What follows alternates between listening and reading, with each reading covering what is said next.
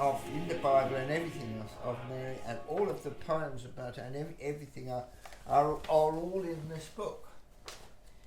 And so this was quite an inspiration for me, and I took the ideas and I enlarged it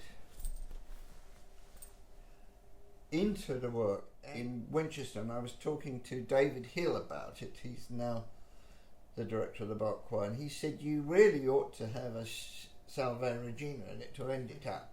He said so, and he actually had brought down for me, he said, 2 versions of the Salve Regina, the 2 best known chants that he said maybe you could make a variation on one of these.